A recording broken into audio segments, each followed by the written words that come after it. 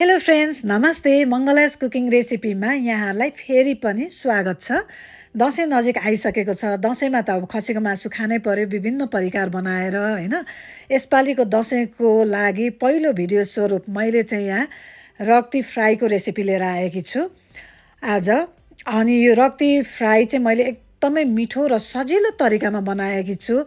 Video अन्तिमसम्म हेरेर साथ सहयोग सपोर्ट गरिदिनु होला। ल बनाउन सुरु गरौँ। मैले चाहिँ यहाँ एउटा खसीको रक्ती लिएकी छु हैन। अनि यो खसीको रक्तीमा चाहिँ खसीको रौँहरू हुन्छ के, अनि यसलाई चाहिँ मजाले यसरी मिचेर मसिनो बनाएर रौँहरू निकाल्नुपर्छ। यहाँ हेर्नुहोस् त, रौँहरू यसरी आउँछ के। अनि मैले चाहिँ हातमा ग्लोभ्स लगाएर गर्दैछु यसरी सबै रौँ निकाल्ने। निकै बेर लाग्छ के यो गर्नलाई, सफा गर्नलाई। मैले चाहिँ यहाँ धेरै बेर लाग्यो के, यो चाहिँ झन्नै आधा घन्टा 45 मिनट जति लाग्यो होला। अनि सबै रेडी भयो। रेडी भइसकेपछि चाहिँ यो बाटा एकदम फोहोर भएकोले मैले चाहिँ अर्को बाटामा खन्याएँ। अनि अब यसमा अरू कुरा मिसाउनुपर्छ। अरू कुरामा चाहिँ मैले 1 प्लेट कलेजो एकदमै मिल्छ यसमा। अनि बोसे आन्द्रा मिल्छ। बोसे आन्द्रालाई राम्रोसँग धुई पखाली गरेर सफा गरेर टुक्रा पारेर मैले चाहिँ यहाँ राखेकी छु हैन। अनि सबैलाई मोल्ने, यो 3 थोकलाई मोल्ने।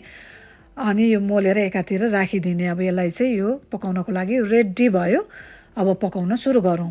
यता मैले कराई बसालेँ। कराई तातेपछि तोरीको तेल राख्ने। यो चाहिँ गाउँको पियो तोरीको तेल हो। अनि तोरीको तेल तातिसकेपछि चाहिँ रक्ती राख्ने। अनि यसलाई सानो आगो पाएर चलाउने, पकाउने। अब पहिला सुरुमा त टक्क तल टाँसिन्छ हैन। अब बिस्तारै सानो आगो पारेर बिस्तारै चलाउँदै गरेपछि अनि निक्लिन्छ यसरी। अब यो तातिँदै गएपछि त यस्तो हुन्छ नि त, यो कलरमा आउँछ हैन। अनि बिस्तारै तल टाँसिएको पनि निक्लिन्छ। अनि यसलाई चाहिँ सानो आगोमा बिस्तारै भुट्दै चलाउँदै गर्ने। अनि पाक्न लागिसकेपछि मैले मसलाहरू राख्दै। मसलामा चाहिँ बेसार, नुन, जिरा धनियाको पाउडर, कश्मिरी चिल्ली, गरम मसला, अनि चिल्ली फ्लेक्स र अदुवा लसुन राखेर राम्रोसँग चलाउने। नुन, खुर्सानी अनि मसलाहरू टक्क मिलेको हुनुपर्छ। साह्रै मिठो हुन्छ के यो। अनि यसरी चलाउने, सानो आगोमा बिस्तारै गरेर पकाउने। हतार नगरिकन बिस्तारै चलाउँदै पकाउनुपर्छ के यो। अनि पकाएपछि त्यसरी पाक्छ। अब यो चाहिँ कालो कालो देखिसकेको छ। ल हेर्नुहोस्, पाकिसकेको छ।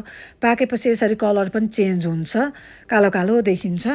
अनि यो चाहिँ एकदमै मिठो भएको छ के। अनि मैले चाहिँ अब यसलाई हिट पनि अफ गरिदिइसकेँ। अब निकाल्दै यसलाई निकालेर मैले चाहिँ यहाँ सर्भिङ बाउलमा सर्भ गर्दैछु। यस्तो मिठो बास्ना आएको छ, यति मिठो भएको छ नि यो, साह्रै मजाको छ के। टक्क पिरो पिरो मजाको के।